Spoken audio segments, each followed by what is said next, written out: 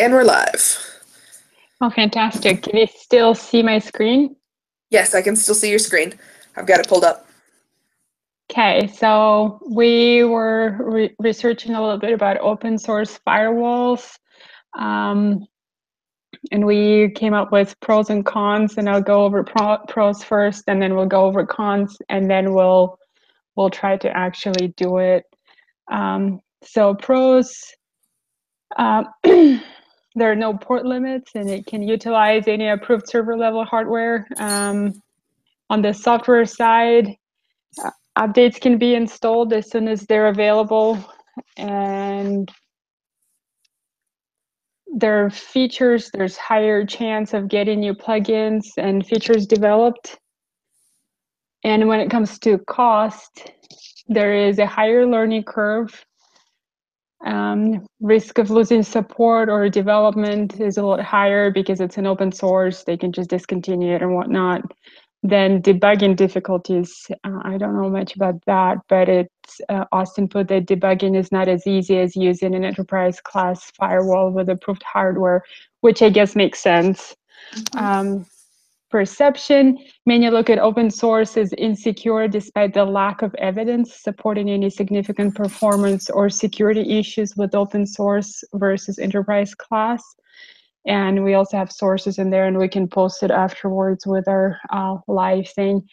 The bottom line, there are pros and cons to every software, and we just gotta weigh our pros and cons and make a decision. Yep, sounds good. Going along with the debugging thing, for most enterprise firewalls, there's the forum. You know, there's, hey, I'm having this issue. Has anyone else had this issue? Do you know how to fix it? For open source firewalls, there might be a forum, but there's no one that's paid to just sit there and go, oh, hey, here's how you fix this. Oh, totally, yeah. That's a good point, Megan. All right. And then I'm going to steal screen share. Absolutely. That's me. Stop sharing. All right. So I looked up ClearOS by Linux as one of our open source firewalls.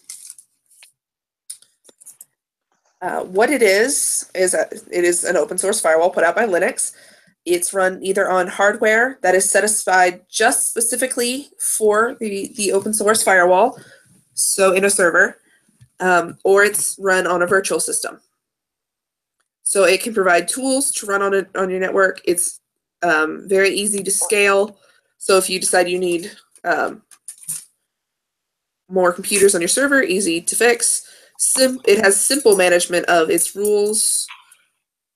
You can actually manage it online, unlike some other open source firewalls, which require you to have things downloaded and manipulate it in such a way. And then why this is important, it's free. You can choose to add or pay if you want more features, but the basics are free. You can customize them to whatever you need. And it's, from the reviews and such that I have read, it's very easy to use, and it's a very highly rated open source firewall.